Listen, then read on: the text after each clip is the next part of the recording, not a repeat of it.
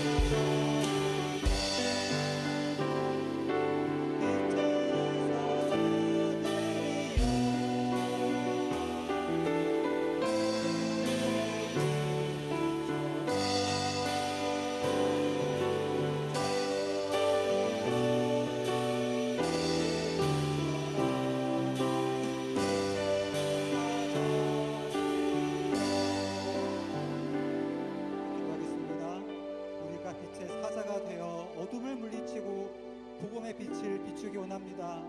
구원의 은혜를 입은 자로서 우리의 말과 행동으로 복음을 선포하며 그리스도의 향기를 내는 주의 자녀되게 하옵소서. 기도하겠습니다.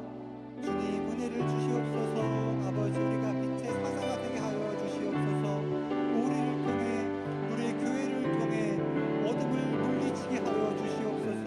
어둠을 물리치고 빛을 비추므로 말미암아 복음이 선포되며 내 주님의 사랑이 흘러 넘칠 수 있도록 우리를 사용하여 주시옵소서.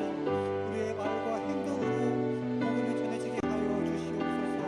우리의 말과 행동이 아버지의 향기를 품어 아버지의 향기를 내어 축복의 통로가 될 수 있도록 도와주시며 우리 한 사람 한 사람을 통해 우리 개혁교회를 통해 이 죄로 어두운 이 세상이 밝힐 수 있도록 우리를 사용하여 주시옵소서. 동서남북 어디나 갈지라도 우리가 빛이 될 수 있도록 도와주시고 우리가 어느 곳에 갈지라도 어느 곳에 속할지라도 빛을 내어 내 주님을 선포하며 사랑을 전할 수 있도록 우리 한 명 한 명은 우리 교회를 복되게 사용하여 주시옵소서. 예배를 기도하겠습니다. 오청원 목사님 말씀 가운데 성령의 능력을 부어주시옵소서. 말씀을 통하여서 그 말씀의 능력이 비춰지게 하여 주시옵소서. 신음을 들으시는 주님께서 우리의 기도에 응답하여 주사 우리의 개인과 공동체를 인도하옵소서. 기도하겠습니다. 주님 예배를 살려주시옵소서. 이 예배 가운데 함께하여 주시옵소서. 말씀을 살려주시옵소서. 정 목사님 이슬 가운데 성령의 능력을 부어주셔서 말씀을 듣는 들으신 명 가운데에 말씀의 능력이 살아나 역사할 수 있도록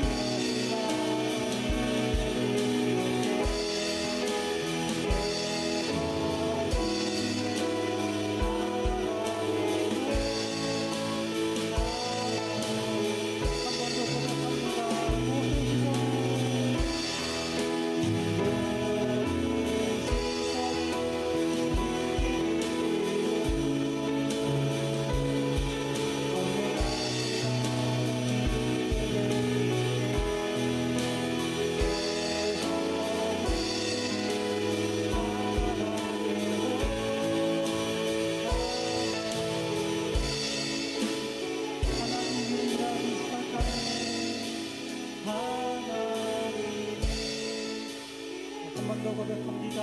하나님, 하나님 일하기 시작하네. 우리의 시선을 주님께 돌리고 주님의 일하심을 목도하기를 간절히 소망합니다. 내 교만함과 내 마음속에 있는 정욕과 욕심을 모두 내려놓고 오직 주님만을 바라보고 우리 공동체가 함께 마음 모아 기도하여 하늘 문이 열리고 은혜의 빗줄기가 내리는 놀라운 은혜를 경험하게 하여 주시옵소서. 예수님의 이름으로 기도드리옵나이다. 아멘.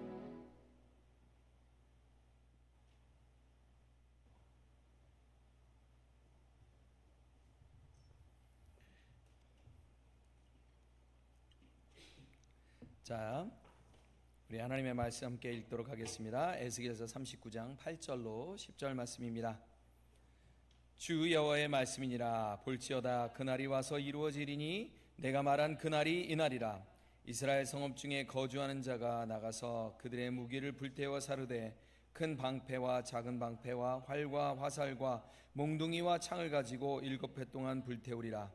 이같이 그 무기로 불을 피울 것이므로 그들이 들에서 나무를 주워오지 아니하며 숲에서 벌목하지 아니하겠고 전에 자기에게서 약탈하던 자의 것을 약탈하며 전에 자기에게서 늑탈하던 자의 것을 늑탈하리라. 주 여호와의 말씀이니라. 아멘. 여러분 혹시 TV나 이런 데서 대장장이가 그 쇠를 녹여서 망치로 두드리는 장면을 보신 적이 있나 모르겠네요. 네.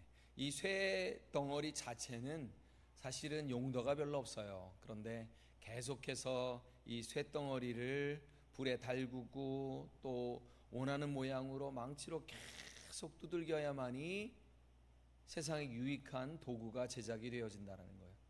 혹여 철이 말을 할 수 있다면 뭐 이렇게까지 때려요 라고 컴플레인 할 수도 있겠다라는 거예요. 그런데 대장장이에게는 분명한 목적이 있습니다. 왜냐하면 그렇게 쇠를 불에 담그고 또 망치로 쳐야만이 그 새가 평범했던 새가 날카로운 칼이 되기도 하고 또 도구가 되기도 하고 또 튼튼한 농기구가 되기도 한다라는 거예요. 요즘 이제 큐티 말씀을 보면서 계속 느끼는 것이 무엇이냐면, 우리 삶도 참 고난의 불길 속에서 참 달궈지고 망치에 매맞는 것 같은 이런 일들을 통해서 하나님께서 우리를 부수시는 것이 아니라 빚으시는 분이다라는 것들을 생각해 보게 됩니다. 오늘 본문이 사실 그 이야기를 보여주는데요. 전쟁이라는 재난조차도 하나님께서 하나님의 손에 붙들려서 회복의 시작으로 하나님께서 사용하신다라는 거예요. 그래서 오늘 특별히 오늘 본문은 무슨 본문이냐면 전쟁을 위해서 사용되었던 무기들이 이스라엘 백성들의 연료 땡감으로 되어진다라는 거예요. 마치 이런 것과 같습니다. 2차 세계대전이 끝난 후에 사실은 많은 탱크라든지 군용 차량이라든지 파편이라든지 폐기된 군사 장비들이 사실은 그대로 없어진 것이 아니라 재처리가 되어져서 다리라든지 건물을 짓는 그런 뼈대로 사용이 되어졌고, 학교라든지 또 병원이라든지 공공시설을 위한 그러한 재료로 활용이 되어졌고, 또 병원에서는 이 철들을 날카롭게 갈아서 수술을 위한 수술 칼이라든지 가위로 사용이 되어졌다라는 거예요. 이 전쟁을 위해서 만들어졌던 금속이 평화를 위해서 사람을 살리기 위한 자원으로 사용이 되어졌다라는 거예요. 근데 중요한 거는 철은 같은 철이에요. 같은 철인데도 불구하고 누구 손에 들려 있느냐에 따라서 사람을 죽이는 무기가 되기도 하고 사람을 살리는 도구가 되기도 된다는 거예요. 이것이 바로 하나님의 역사다라는 거예요. 우리의 상처와 눈물과 고난과 슬픔이 하나님의 손에 들려지게 되지면 사실은 실패가 지혜가 되잖아요. 그죠? 실패를 안 해본 사람은 세상에 지혜를 얻을 수가 없어요. 이렇게 가니까 이렇구나, 저렇게 가니까 저렇구나 라는 것들을 깨닫게 되어진다는 거예요. 상처가 간증이 되어져요. 간증하세요. 그럼 간증할 게 없어요 라는 분은 무슨 뜻이에요? 상처가 없었다라는 뜻이잖아요. 그렇죠? 간증이란 얘기는 상처가 있어야 하나님의 역사가 있어야 나오는 것인데 상처가 없으면 간증이 있을 수가 없다라는 거예요. 또 눈물이 있는 사람이 위대한 사명을 감당하잖아요. 우리가 릭 워렌 목사님의 그 목적이 이끄는 삶이라는 그 책을 보게 되어지면 정말로 자폐아 부모들을 제일 잘 위로할 수 있는 사람은 자폐아를 먼저 키운 사람이다라는 거죠. 그래서 먼저 길을 걷고 먼저 눈물을 흘린 사람이 사람들에게 이야기를 해줄 수 있지, 가난도 한 번도 안 겪어본 사람이 그 가난 별거 아니야, 또 육신적인 고통을 당하고 있는 분이 믿음으로 극복해야지, 본인은 늘 건강했어. 근데 아이고 우리가 아파가지고 이번 주에 못 나왔어요. 그러니까 믿음으로 나왔어야지. 사실은 정말로 남들을 위로할 수 있는 그 사명은 눈물로 의해서, 눈물이 기초가 되어야 사명을 감당할 수 있다는 거예요. 그래서 저나 우리 사역자들도 사실은 상처가 없으면 이 사명을 감당할 수가 없어요. 왜 그럴까요? 시련이 오거나 다른 타협점이 생기면 상처에 대한 면역력이 없기 때문에 그냥 말아버린다라는 거죠. 십자가도 마찬가지였던 것 같아요. 여러분, 로마 제국에 있어서 십자가는 가장 참혹한 죄였어요. 그래서 역사학자 유세푸스가 말하기를, 로마 군인들이 포로를 잡아서 십자가에 매다는 처형은 이 세상에서 가장 참혹한 장면이고, 십자가가 이 사람에게 있어서 가장 치욕적이고 두려운 죽음의 상징이다라고 그렇게 기록을 했어요. 그런데 하나님은 그 십자가를 인류를 구원하는 가장 아름다운 도구로 사용하셨다라는 거예요. 제가 며칠 전에 이제 유튜브를 보는데 그런 얘기가 나왔어요. 그 캐톨릭의 십자가와 개신교의 십자가가 다릅니다. 혹시 노티스 하셨나요? 캐톨릭은 고난을 당하신 예수님이 반드시 십자가 위에 매달려 있어요. 그러나 개신교에는 고난을 당한 십자가가 매달려 있지 않아요. 왜요? 부활하셨기 때문에. 예수님은 고난을 당하신 그 십자가를 우리가 기억해야 되지만, 우리가 정말로 기억해야 될 십자가는 부활하신 십자가다라는 거예요.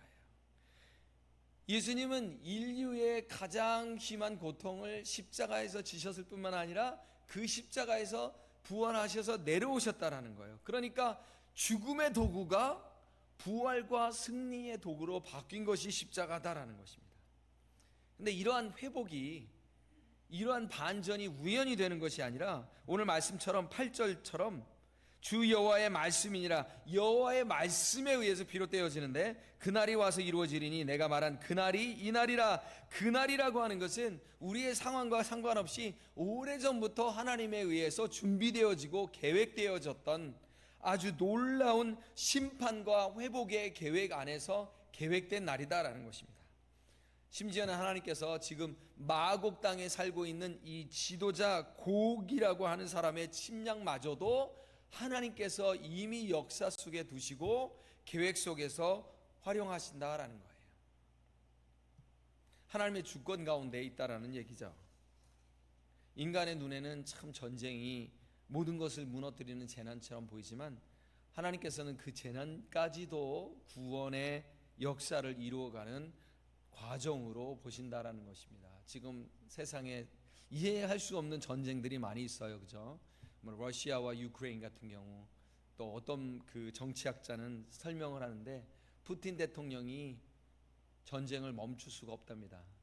이 전쟁을 멈추는 순간 러시아는 패망과 관련이 되어지고 푸틴 대통령의 위치는 그냥 꼬꾸라질 거다라는 거예요. 지금 러시아를 돌리는 산업의 근간이 전쟁인데, 그것이 없어져 버리면 러시아는 그냥 망하게 될 것이기 때문에 푸틴 대통령이 명분 없는 전쟁을 종식할 수가 없다라는 거예요. 전쟁을 종식하는 순간 새로운 선거가 이루어지고 전쟁에 지친 러시아 국민들은 다른 대통령을 선출할 것이기 때문에 자신의 정권을 유지하기 위해서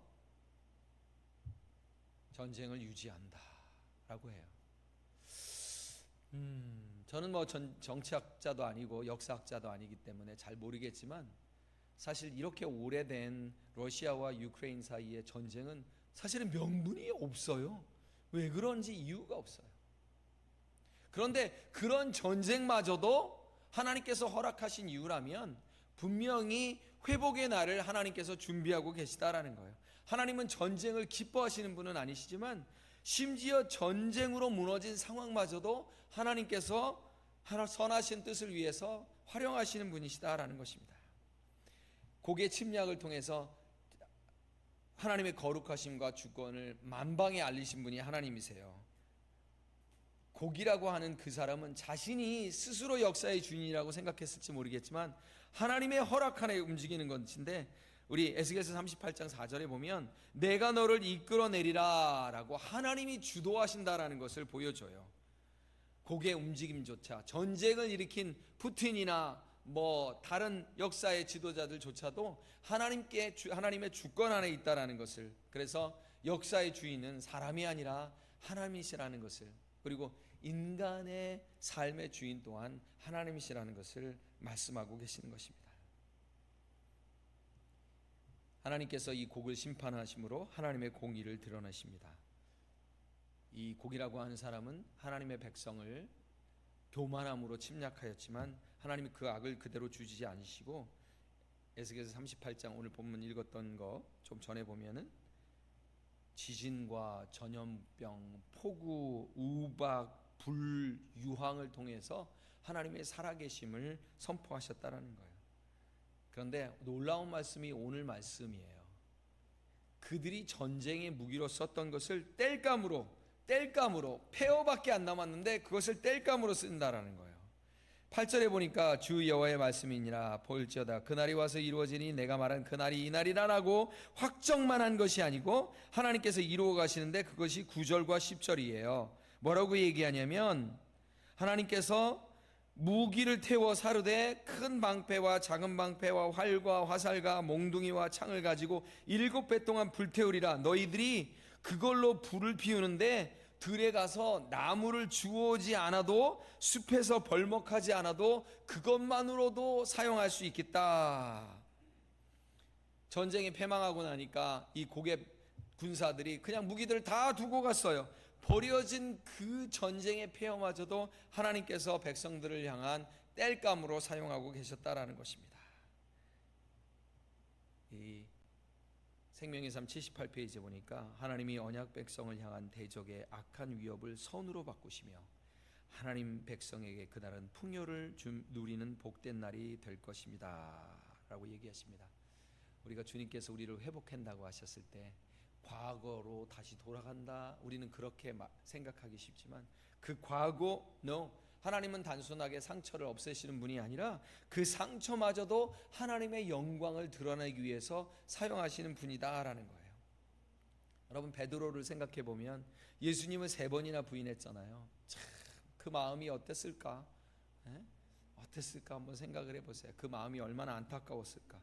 인생에서 결코 지울 수 없는 패배와 좌절감과 자신에 대한 실망감과 수치심이 이 베드로를 눌렀을 텐데 예수님께서 부활하시자마자 베드로를 찾아갑니다. 그리고 3번이나 내가 나를 사랑하느냐라고 물으시고 그렇다면 내 양을 먹이라라고 이야기합니다. 저는 그렇게 못할 것 같아요. 2번까지는 몰라도 그리고 이제 사명을 좀 줄여가지고 줄 것 같은 거예요. 야, 한두 번도 아니고 이거 근데 예수님께서 계속 체크업을 하시면서 사명을 회복시켜 주셨다라는 것은 그 베드로가 가지고 있는 수치심과 그 마음을 회복시켜 주신다라는 거예요. 그래서 예수님은 참 멋진 지도자인 거예요. 누구나 잘못은 할 수 있잖아요. 지적질하고 고쳐주는 일은 누구나 할 수 있지만 그 사람이 다시 살아날 수 있도록 우리가 옆에서 격려해주고 도와주고 나는 여전히 너를 믿고 있어. 정말로 여전히 나의 제자가 되어주겠니? 나의 사랑은 그전과 변함이 없어라고 말하는 지도자가 얼마나 많을까라는 생각을 해봅니다. 예수님은 베드로의 실패를 인생의 끝이 아니라 다른 사람을 품고 세우는 진정한 목자의 자격으로 만드셨다라는 거예요. 그렇죠? 사실 뭐 제가 이번 주 주일날, 지난주 주일날에도 베드로 이야기를 했지만 베드로의 이야기가 정말로 굉장히 많이 화제되고 있는 이유는 베드로가 정말 예수님의 이 치료의 과정을 통해서 본인의 쓴뿌리가 제거가 되어졌기 때문에 그렇게 가능했다라는 거예요. 우리가 전설에 의하면 베드로가 십자가에 못 박혔는데 어떻게 못 박혔어요? 거꾸로 못 박혔다 그러죠. 나는 예수님처럼 그렇게 십자가에 옳게 못 박일 자격도 없으니 나는 거꾸로 못 박히겠다. 예수님도 마찬가지셨다는 생각이 들어요. 예수님이 부활하셨으면 옆구리에 있는 창도 다 깨끗하게 치료하면 되잖아요, 그죠? 근데 왜 그 상처를 남겨두셨을까?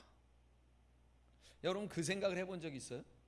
예수님이 부활하셨는데 굳이 옛날의 상처를 왜 예수님은 그대로 그 흔적을 가지고 오셨을까?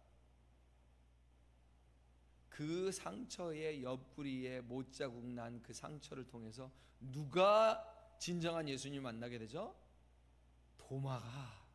도마에게 믿음을 줄 수 있는 그 증거의 표시로, 그리고 온 인류의 구원의 표지로 예수님은 당신의 상처를 지우시지 않으셨다라는 거예요.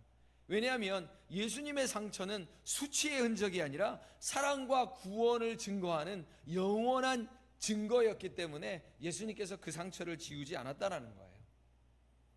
하나님께 붙들린 상처는 흔들리지 않아요.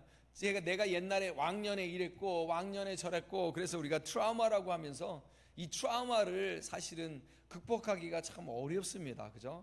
과거에 내가 누군가에게 무시당했던 일이 있으면 작은 일에도 무시를 당하면 뭐 내가 금전적인 손해를 봤는데 별로 뭐 신경 안 쓰더니 이거 조그만 일에 무신을 당했는데 그냥 확 옛날 성품이 확 튀어나와 버리는 거예요.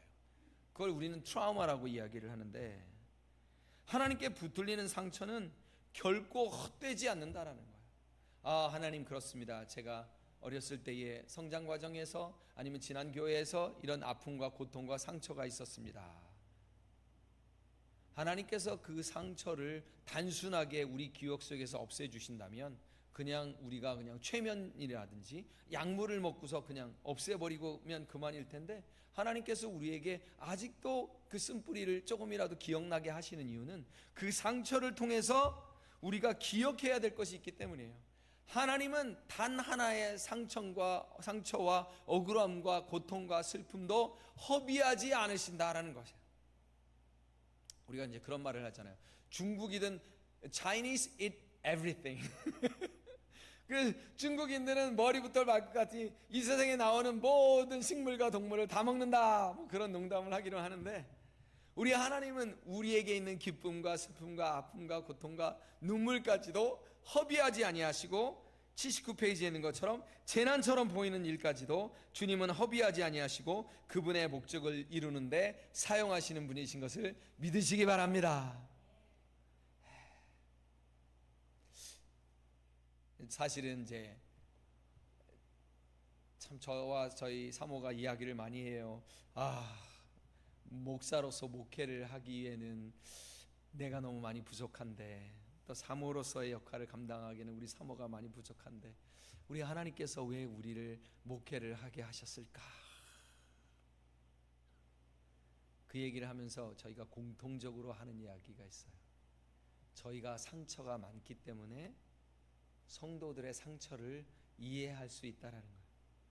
이제 우리 성도들님들이 다 치료가 되어지면 저희 부부가 이제 더 이상은 이 교회에 있을 필요가 없을지도 모르겠죠.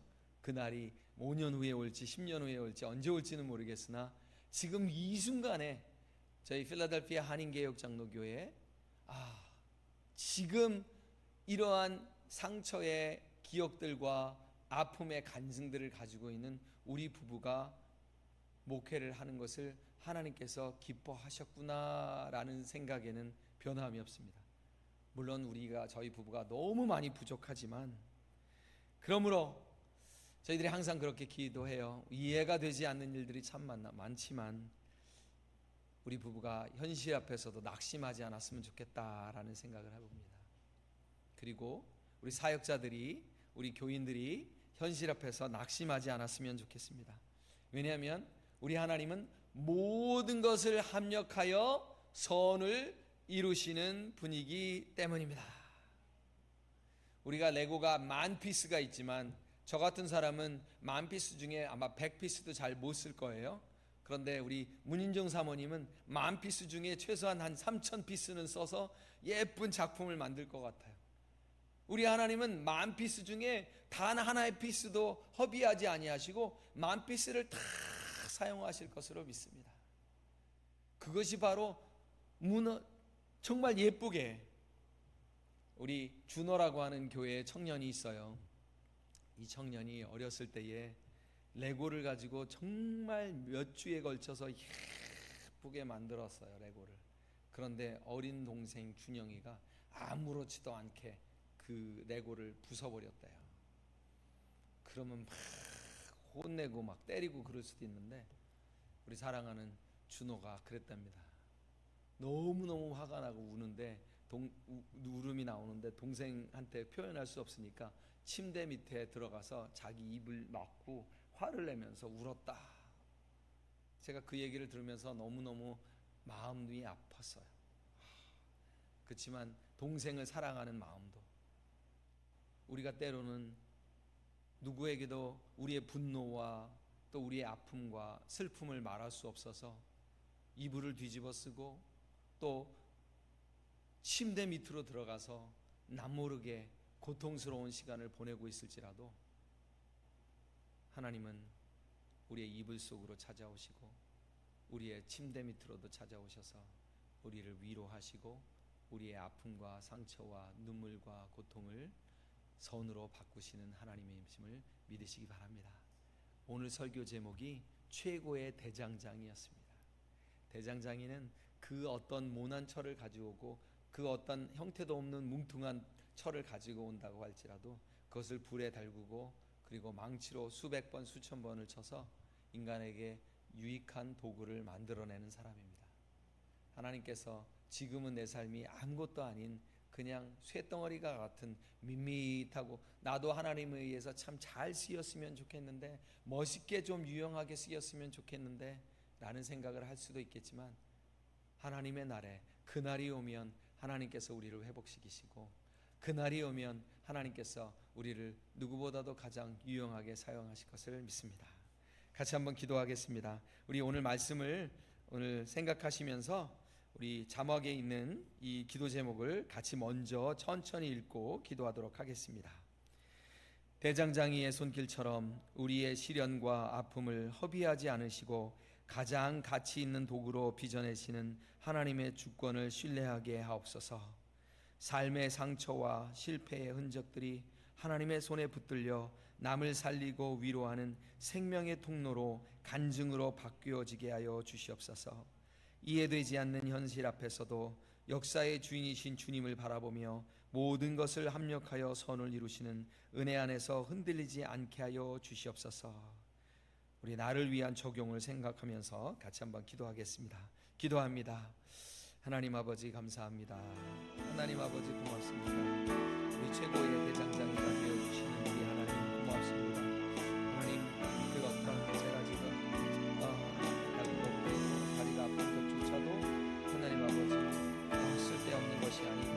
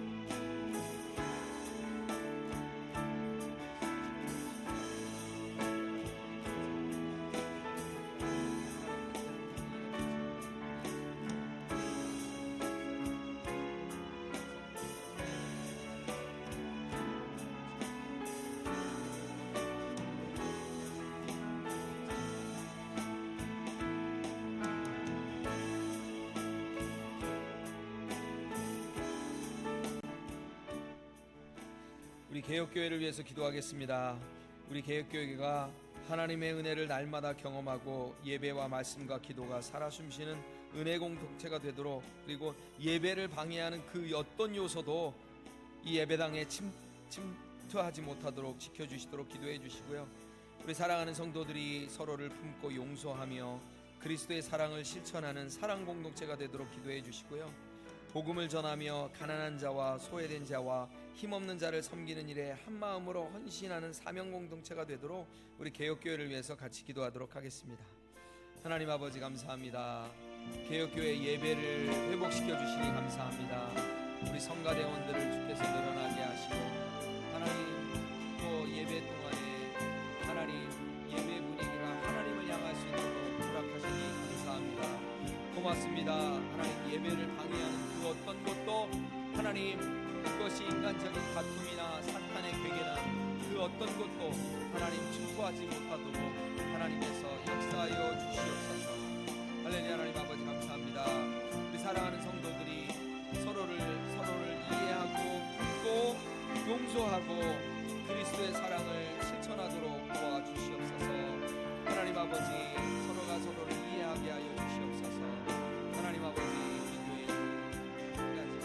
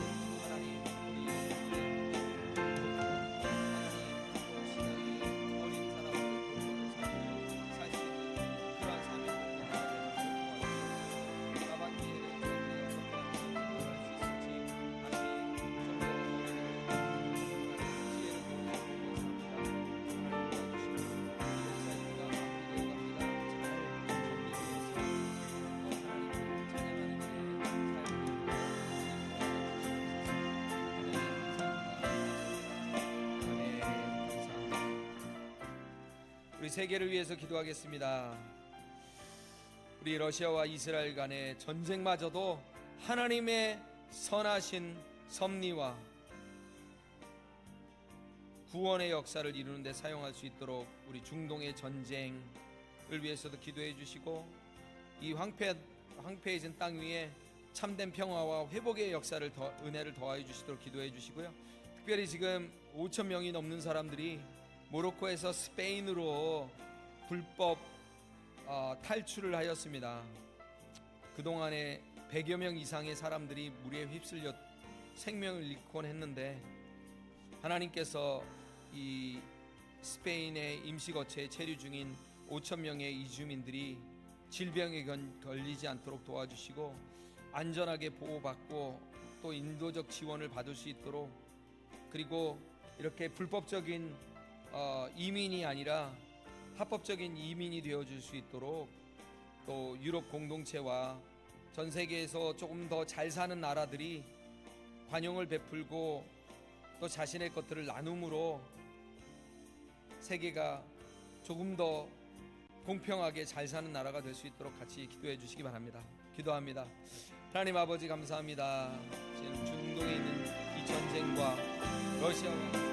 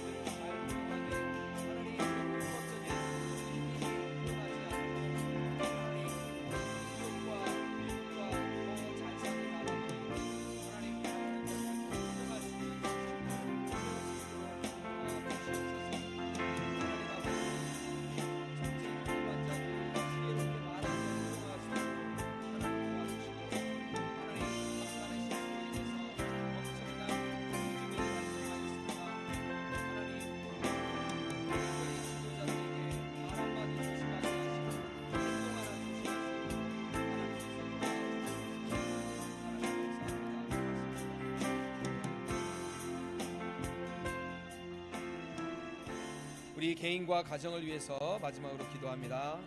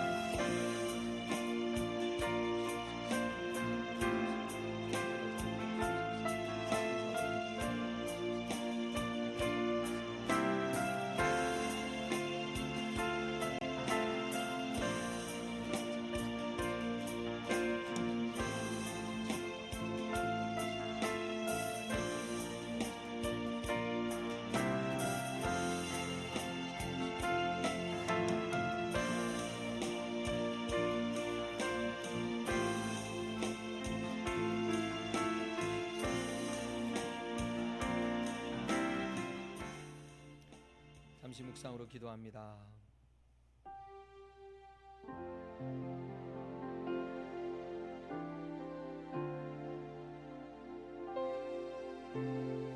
하나님, 심지어는 전쟁에 쓰였던 무기들조차도 이스라엘 백성들의 회복을 위하여 사용하셨던 우리 주님을 살펴보았습니다. 우리의 삶에 일어나는 크고 작은 안타까운 힘든 일들이 하나님의 회복의 시작임을 저희들이 믿게 하여 주시고, 믿음으로 모든 것을 합력하여 선을 이루실 여호와를 기대케 하여 주시옵소서. 예수님의 이름으로 기도하옵나이다. 아멘.